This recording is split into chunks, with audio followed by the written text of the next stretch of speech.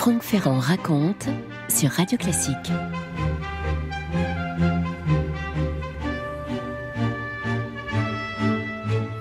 Nous sommes au soir du 15 juin 1969 et une grande partie des Français se trouvent devant la télévision parce qu'on annonce ce soir-là le résultat du second tour de l'élection présidentielle. Il y a 30 millions d'électeurs qui étaient appelés à départager deux candidats. Celui qui représentait bien sûr le parti gaulliste au pouvoir depuis longtemps au sein de l'UDR, l'Union des démocrates pour la République, c'était Pompidou, bien sûr, Georges Pompidou. Et en face de lui, le président du Sénat, à la tête du centre démocrate, beaucoup plus centre-droit, disons, Alain Poher. La campagne s'est déroulée dans le plus grand des calmes, comme toute la journée d'élection. Les résultats sont attendus dans la soirée. Dernier sondage qui donne une confortable avance à Pompidou, mais un sondage IFOP vient troubler le calme du clan pompidolien. Il y a 10 jours, on donnait Poher vainqueur, et vainqueur avec 55% des voix. Les Français sont donc devant leur télé et ils voient l'image de ce grand mur blanc sur lequel figure le total des suffrages décomptés. Dans la soirée, les résultats sont affichés. 69% de participation et c'est Georges Pompidou, évidemment, qui est élu président de la République avec 58% des voix, 58,21 exactement. Le clan gaulliste est satisfait, on va pouvoir se redistribuer les portefeuilles ministériels. Il y a une personne dont personne ne parle, mais à laquelle tout le monde pense, bien entendu. C'est Charles de Gaulle. Charles de Gaulle qui n'a pas participé du tout à tout ce qui vient de se passer. La campagne présidentielle de 69 est la conséquence de la démission du général un mois et demi plus tôt, à la suite de son échec au fameux référendum qui s'était tenu sur les deux thèmes de la réforme du Sénat et de la régionalisation. 2 jours plus tard, Pompidou s'était déclaré candidat. Et alors que le président du Sénat assurait l'intérim, De Gaulle avait choisi de tout de suite quitter la France pour aller s'installer en Irlande pendant quelques temps. Il n'avait pas du tout l'intention de participer évidemment à la campagne. Il y a des mauvaises langues qui disent qu'il n'avait pas l'intention de soutenir Pompidou. C'est pas aussi simple que ça.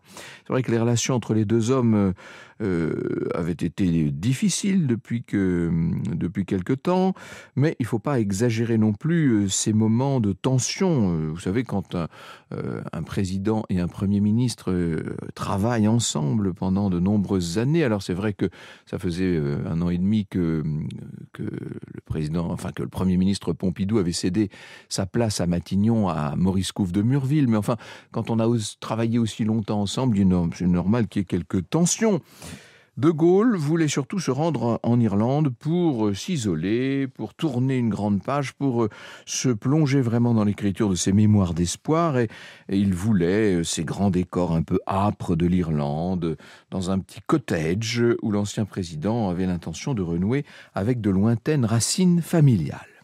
Donc, au soir du 15 juin, De Gaulle scrute le résultat des élections. Il a voté par procuration à Colombey. Son vote est allé bien sûr à Pompidou. Quand il apprend les résultats, il envoie un message qui va arriver le soir même au nouveau président. Il écrit à Pompidou « Pour toute raison nationale et personnelle, vous adresse mes bien cordiales félicitations ». Ça pourrait sembler un peu distant, vous me direz, mais un témoignage irlandais va venir confirmer la joie profonde de Charles de Gaulle quand il a appris l'élection de Pompidou. C'est Miss Grosvenor, qui était l'intendante du fameux cottage là où résidaient les de Gaulle, où résidaient Charles et Yvonne, qui va témoigner un petit peu plus tard. Pendant son séjour au Dairy Cottage, le général buvait indifféremment du vin rouge ou du vin blanc. Mais une fois exceptionnellement, il avait commandé du champagne. C'était dans les derniers jours, un peu avant son départ pour Dublin. C'était exactement pour les élections françaises, pour le succès. À partir de ce jour-là, il fut tout à fait transformé, dit Mrs. Grosvenor. Il se tenait même plus droit. Alors le journaliste qui pose la question lui dit « Mais parce que en temps normal, il était courbé ?» Oui, il était très heureux, très content, mais un peu courbé quand même. Et à partir du jour des élections, il fut un tout autre homme. Franck Ferrand sur Radio Classique. Je ne sais pas si on se met à la place de Georges Pompidou, qui doit succéder au général de Gaulle. avec toute la gigantesque légitimité que lui donnait la Seconde Guerre mondiale, le général de Gaulle, fondateur lui-même de ce nouveau régime, de cette 5e République, qui avait taillé le costume présidentiel exactement à ses mesures. Et voilà que Pompidou doit s'approprier tout cela.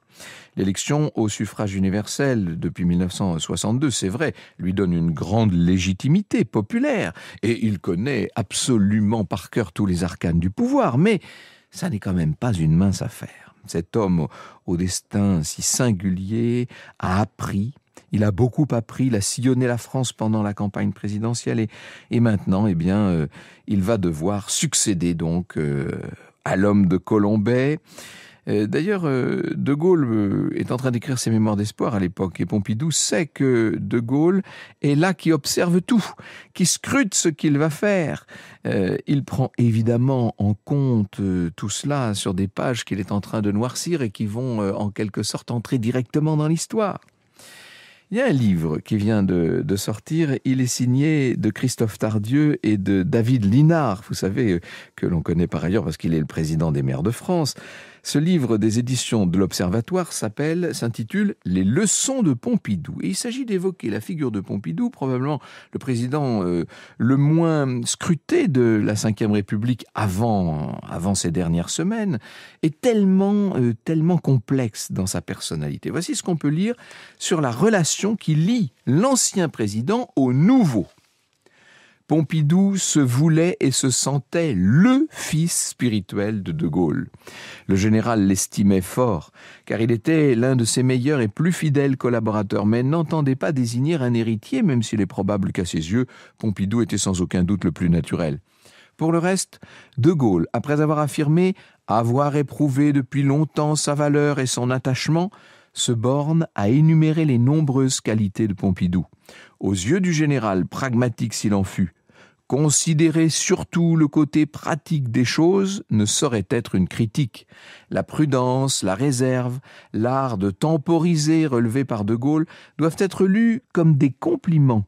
En effet, c'est grâce à ces traits de caractère si différents de ceux du général que De Gaulle et Pompidou se sont merveilleusement complétés pour le plus grand bonheur de la France. Pompidou réside maintenant au 55 rue du Faubourg Saint-Honoré, en plein cœur du 8e arrondissement de Paris. Oh, il le connaît par cœur, ce palais de l'Élysée. Il est en train déjà de revêtir avec le grand cordon de la Légion d'honneur le costume présidentiel qui à l'époque est encore un grand habit à queue de pie. Vous écoutez Radio Classique. Je vous propose de faire un bond d'une décennie en arrière. On est en 58. De Gaulle donc est en train de créer cette nouvelle constitution. Le 21 décembre, il est élu président de la République par les grands électeurs. Et pour l'événement, il doit parcourir les Champs-Élysées dans une DS décapotable. Chose alors inouïe, il propose à un de ses proches collaborateurs de monter à ses côtés dans la voiture. Et vous avez compris que le collaborateur en question, c'est Georges Pompidou. Et tout le monde à l'époque se dit, mais qui est cet homme? Il est totalement inconnu du grand public, hein, évidemment. On ne le connaît pas plus que le chauffeur qui conduit la voiture. Hein, c'est assez extraordinaire.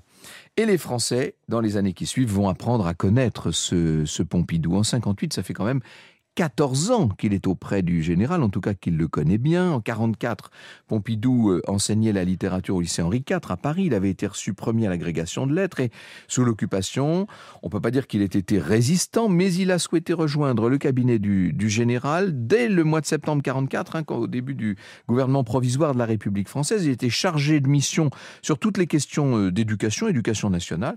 Voici ce qu'il dira sur le général dans cette période de la Libération. Qui n'a pas connu cette époque ne peut imaginer ce qu'était le général de Gaulle aux yeux de ceux qui l'approchaient pour la première fois. Jusqu'alors, il était une voix qui, à la radio, disait la France. Il apparaissait comme un être de légende, un héros mythique, un personnage hors de l'ordre commun. Et tout à coup, l'image se matérialisait d'un homme au physique étrange, trop grand, avec une tête mal proportionnée à son corps, vêtu d'un uniforme de général de brigade en opération, montant d'un pas maladroit les marches qui conduisaient à son bureau, en jetant autour de lui un regard altier. Chacun, sur son passage, se figeait dans une sorte de garde à vous, mais en baissant les yeux pour ne pas voir celui qui ne devait pas être vu parce qu'il n'appartenait pas au monde des humains. Je connais pas beaucoup de déclarations d'admiration plus fortes que celle-là. Pendant 14 ans, Pompidou va œuvrer donc auprès du général dans son ombre. Et l'homme du 18 juin apprécie ce collaborateur très efficace, très brillant, d'une intelligence extraordinaire. Et lors de la traversée du désert du général, Pompidou, qui est devenu maître des requêtes au Conseil d'État, n'est pas très intéressé par le parti gaulliste, le RPF, qui d'ailleurs ne le voit pas d'un bon œil. Pompidou est trop indépendant. Un de ses amis lui dit d'ailleurs « Tu es pas bien vu de tout le monde au RPF. Rue de Solferino, il y a 2 camps. Les uns se demandent s'il faut te tuer tout de suite et les autres pensent qu'il faudra le faire plus tard. » De Gaulle garde néanmoins, sans aucune distinction, toujours la même estime à Pompidou, qui quitte donc le RPF en mai 53 pour devenir banquier à la banque Rothschild. Il continue de voir De Gaulle en privé, bien entendu. Pompidou ignore complètement si un jour le général retrouvera le pouvoir. À la limite, ça paraît peu probable à l'époque en 53. Mais il sait en revanche que De Gaulle en a tout à fait envie. Ça, c'est certain. Voici ce qu'écrit Pierre Mananti dans Les Barons du gaullisme. Pompidou est appelé comme directeur de cabinet du général de Gaulle à la présidence du Conseil des ministres début juin 58.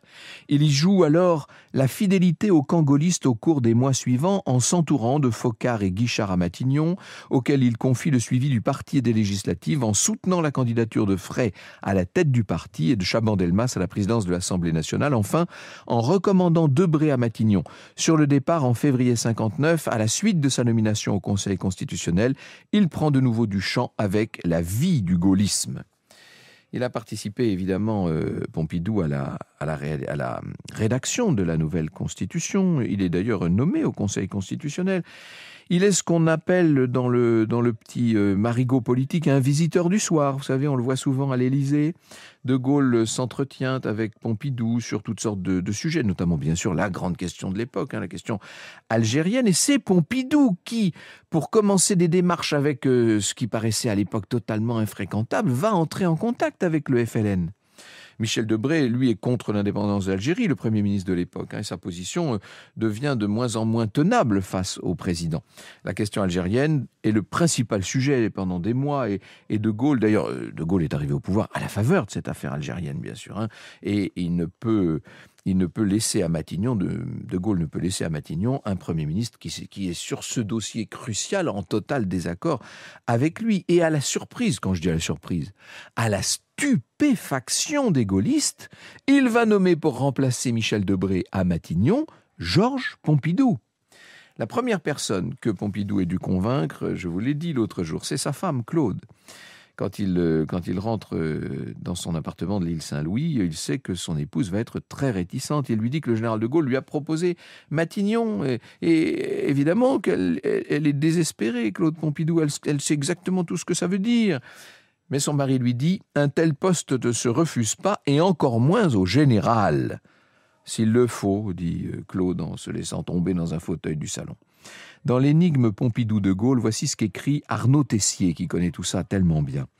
Lorsque le gouvernement Pompidou est constitué, on peut lire dans la presse qu'il s'agit d'un gouvernement de transition. Le manque de notoriété du nouveau chef de gouvernement et l'omniprésence du général de Gaulle en cette période où prend fin la guerre d'Algérie, mais où l'on sait que la politique ordinaire va désormais peu à peu reprendre ses droits, font que l'événement est accueilli avec indifférence. Les Français vont découvrir cette nouvelle figure. De Gaulle, dans ses mémoires, décrit son nouveau Premier ministre.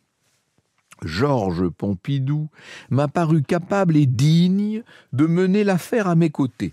Ayant éprouvé depuis longtemps sa valeur et son attachement, j'entends maintenant qu'il traite comme Premier ministre les questions multiples et complexes que la période qui s'ouvre va nécessairement poser. En effet, bien que son intelligence et sa culture le mettent à la hauteur de toutes les idées, il est porté par nature à considérer surtout le côté pratique des choses. Tel que je suis et tel qu'il est, j'ai mis Pompidou en fonction afin qu'il m'assiste au cours d'une phase déterminée.